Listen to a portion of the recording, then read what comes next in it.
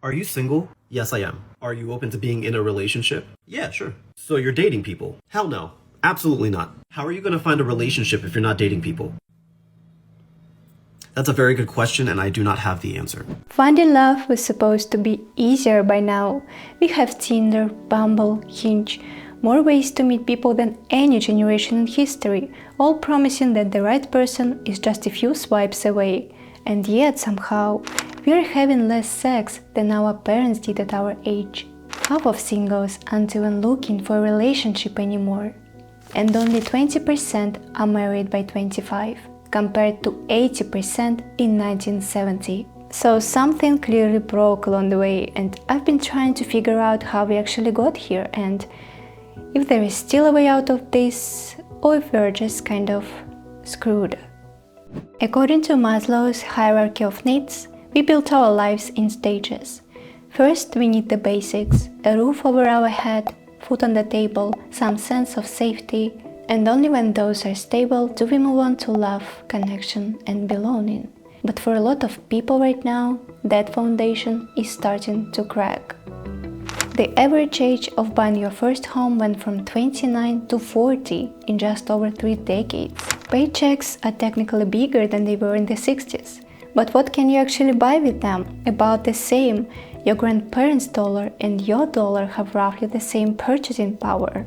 Someone on Reddit asked, why have so many Gen Z seemed to give up on finding a partner? The comments pretty much say it all. 90% of Gen Z have no path of getting a house. I'm trying to get a place first, dude, before I even start to think about dating again. Are you willing to settle down with a partner long term when you both live paycheck to paycheck? When survival takes all your energy, dating becomes something you will get to later, someday. And if you think it's just money and housing, no, that's just the tip of the iceberg. You know those places that aren't home of work where you just bump into people. Different kinds of community centers, bookstores, local cafes, they are called third places. And if you think they started disappearing because of COVID, no. According to research, they'd been shutting down for over a decade before that. So we've lost a lot of the places where we used to actually meet people. But okay, to be fair, not all of them are gone. Every city still has a bar, a park, or a library. Well, unless this is your house. But assuming it's not, the places exist. But it seems like we've just stopped showing up. These days, young people are spending 45% more time alone compared to 2010, and this started before COVID as well. By 2019, it was already up 18%. The pandemic made it worse, but as we can see, the trend was already there. And I mean, why talk to a real human when you have ChatGPT? The average American checks their phone 144 times a day, and I don't even need to look up official screen time statistics. You can check yours right now. This shift changed not just where we look for love, but how we see relationships altogether, what we expect from them, what we are willing to give, but more on that later. So the world got harder, connecting got harder, and well, you know the rest. We outsourced it to dating apps.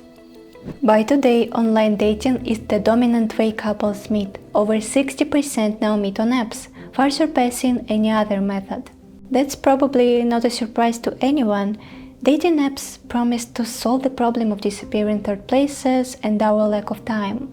No need to go anywhere, no awkward approaches, just swipe from your couch in your pajamas.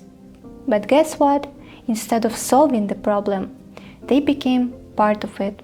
Consumerism rests on one core idea: choice is always good. If some choice is better than no choice, then surely endless choice must be even better. But psychological research shows the opposite. Too much choice creates more anxiety and less satisfaction. There is a famous study called the Genz experiment. Researchers set up a tasting booth at a grocery store. On some days, they offered 24 varieties of jam. On other days, just 6. When there were 24 options, 60% of shoppers stopped to look, but only 3% actually bought anything. When there were only 6 options, fewer people stopped, 40%, but 30% of them bought, like 10 times more purchases with a quarter of the options.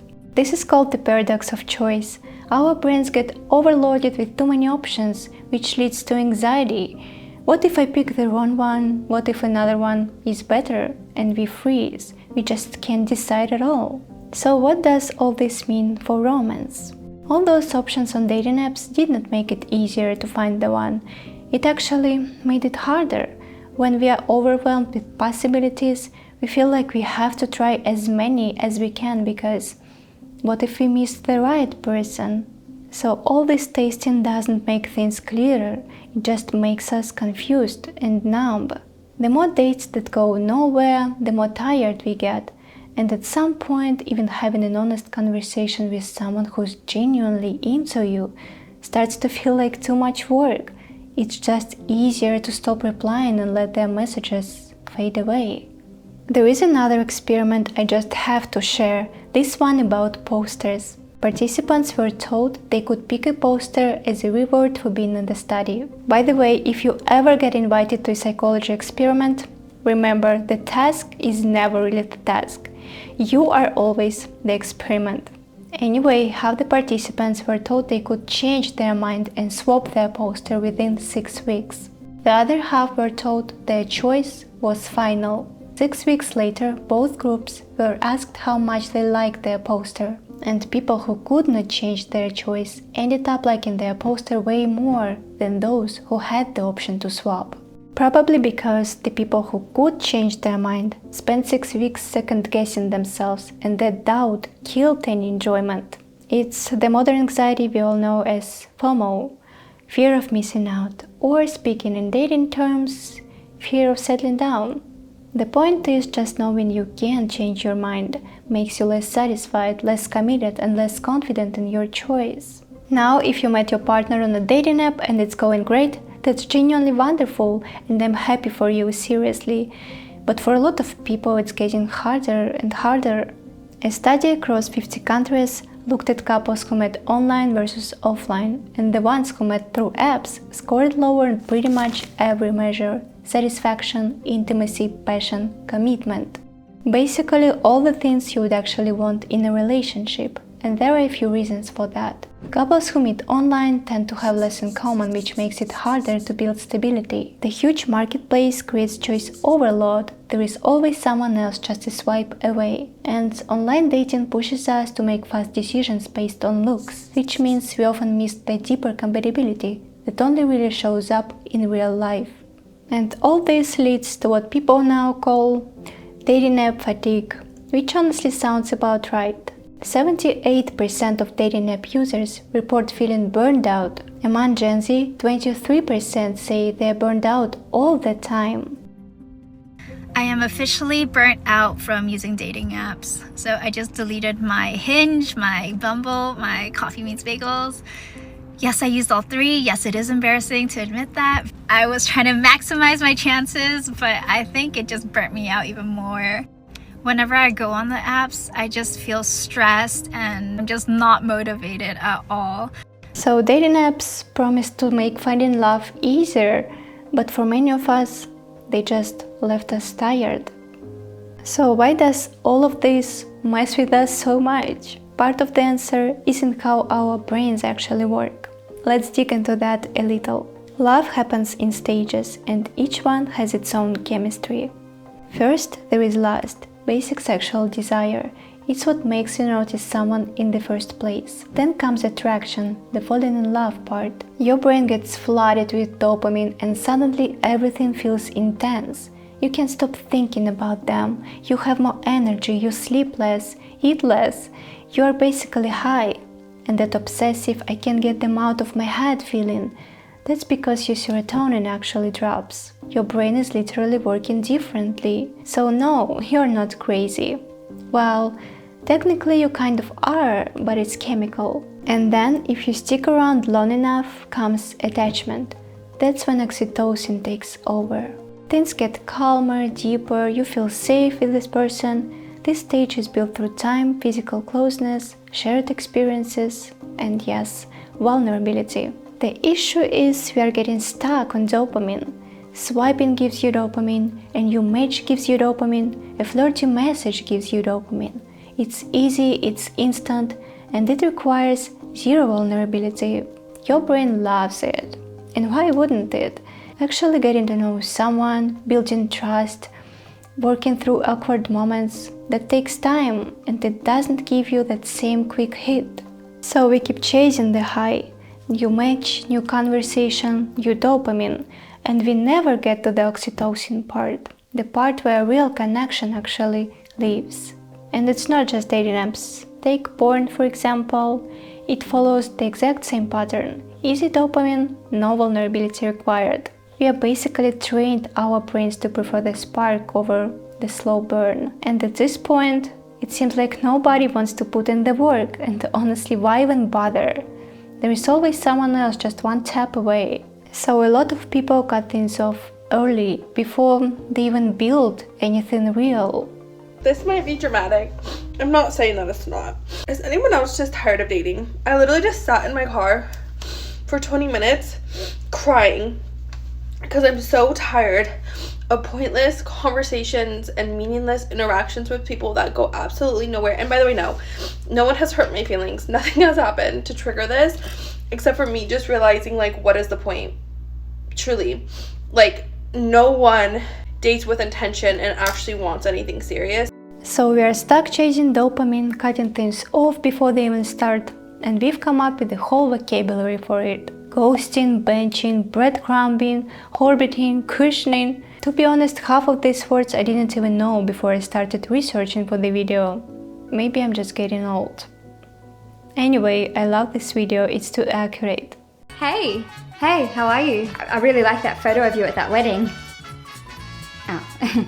Hi, how's it going? Hello, how was your weekend? Oh, hi, I'm so glad we matched. Me too. Did you want to go get a drink sometime? What? Oh, I like that photo. Hi, how's it going? Really? Oh, how you doing? Oh, hello. Hey, baby girl. Ooh. Oh. If you're like me and didn't know, breadcrumbing is when someone gives you just enough attention to keep you hoping, but never actually commits. And I actually found a study on that. They compared people who experienced ghosting versus breadcrumbing. Turns out people who were ghosted showed the same levels of satisfaction with life as people who were never ghosted at all. They recovered. But people who were breadcrumbed, they scored lower on everything.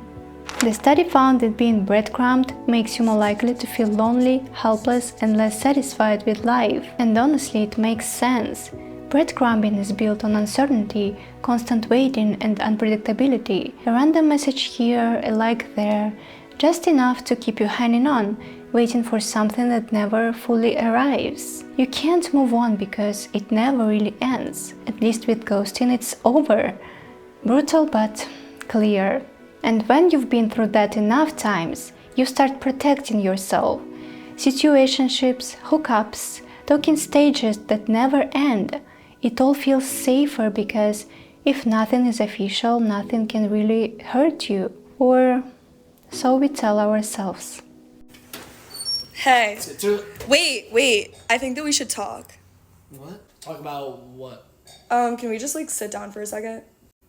We've been, like, hanging out a lot, and I just wanted to know what are we? I just don't think that we're on the same page because, like, I really like you. No, I really do enjoy, like, hanging with you, but, like, I really do see a future with us, like, tonight. Yeah, I think you need to go. Alright, but are you gonna be free around, like, a little later, like 1:30 this morning, or? Fuck you. What really surprises me about dating culture these days, we've become more open about sex than we are open with ourselves.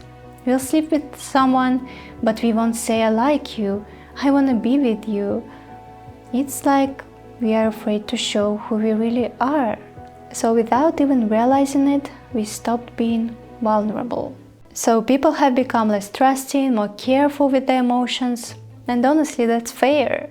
There is more deception out there, more people who aren't serious, more situations leading nowhere, and we protect ourselves. So what do? We start avoiding anything deeper than surface level. We skip the part that comes after small talk, the part where you actually let someone in. In one of the studies I found, researchers interviewed dating app users about their experiences with emotional intimacy. And it really captures what's happening right now. In modern dating, emotions have become like bargaining chips. The winner is the one with the least to lose, the least invested, and the least emotionally attached. Romantic, isn't it? One participant described it like this: I think at first, as silly as it is, whoever is less committed to the person or cares less has the power, as if it doesn't work, they're the one who doesn't get hurt. So everyone's waiting for the other person to go first, and nobody moves. The researchers call it an emotional stalemate. What's interesting though, according to Hinge, 84% of Gen Z say they want deep, meaningful connections. So we want depth, but we are scared to go there first.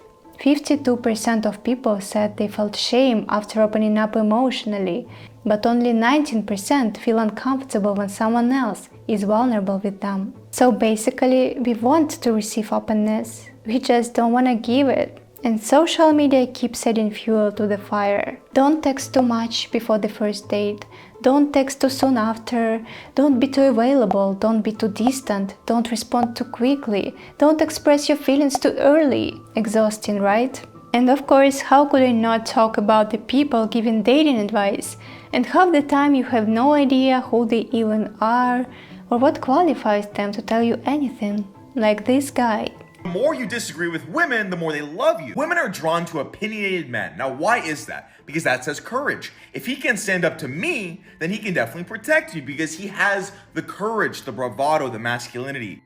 And if you go to his page, there is a link to his dating training course.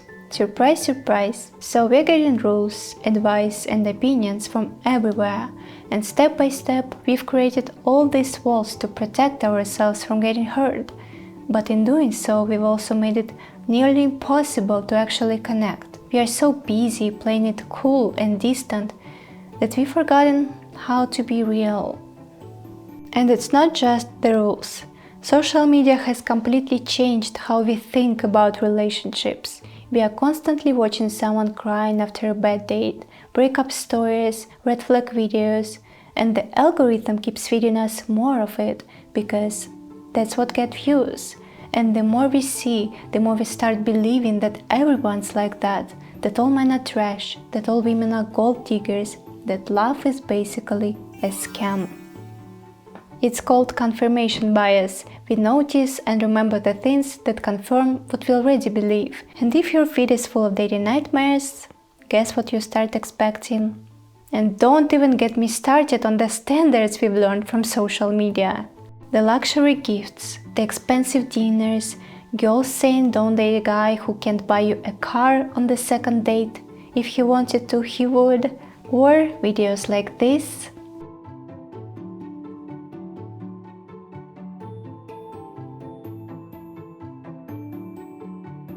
Like, that bouquet looks pretty nice to me, but okay. So we've turned love into something we receive, not something we build together. Now, can we talk about the ick TikTok videos, please? The ick, that sudden feeling of disgust over something totally minor.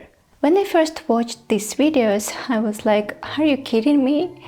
I didn't even understand what was wrong in some of them.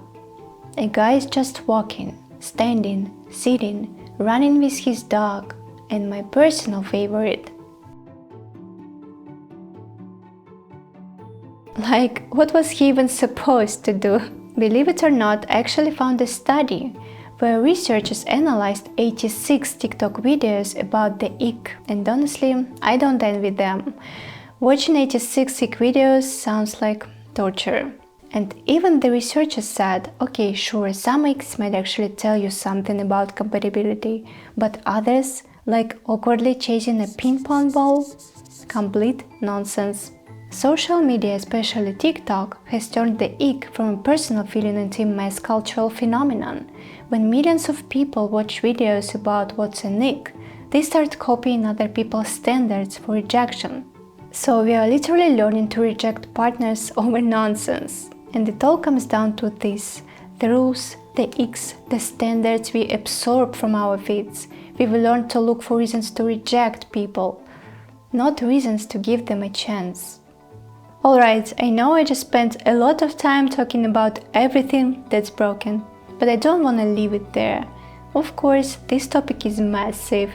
I could not cover everything and we'll probably keep talking about it in future videos, but I want to share what I personally took away from all this research. Mindset is everything. I genuinely believe that our internal world shapes how we see everything around us. If you spend your time absorbing videos about how all men are trash, how all women only want money, how dating is hopeless, then yeah, you'll approach love with a pretty bleak perspective. I mean, sometimes we don't even realize how much that content affects us. But maybe we should pay attention to what we consume daily. And about all those disaster stories filling your feed, that's not the full picture. That's just what the algorithm decided to show you. Not everyone's like that. Yeah, you'll probably get hurt. Relationships are risky by nature. And getting let down, left on red, or ghosted happens to everyone. It's not a reflection of your worth. It's just part of the process. And if your last few dates have been a disaster, try something different. Ask a friend if they know someone, go somewhere new, swipe right on someone you'd usually skip. Go on bad dates, go on good dates, just get out there. And this might be the biggest takeaway for me. Getting into a relationship and maintaining one are two completely different skills. We spend so much energy on the first part, but the real work comes later. And I really believe this. Love is not the butterflies you feel in your stomach. It's the decision to stay with that person after the butterflies are gone. I think people romanticize the honeymoon phase too much, and when it fades they panic and think the relationship is broken. But that's actually when the real intimacy begins. So I guess what I'm trying to say is talk to people, approach them, try to be real. I know it sounds kinda cheesy, but I really believe human connection is worth the discomfort, the awkwardness, and even the rejection. And if you made it this far, thank you so much. Seriously, I'm pretty new here, so if you liked the video, hitting like and subscribing would mean a lot. And I know everyone has their own experience with this, so I'm genuinely curious. What do you think about dating these days? Share what you think in the comments, even if you see it completely differently. I would love to hear your perspective. Enjoy the rest of your day and see you in the next one. Bye.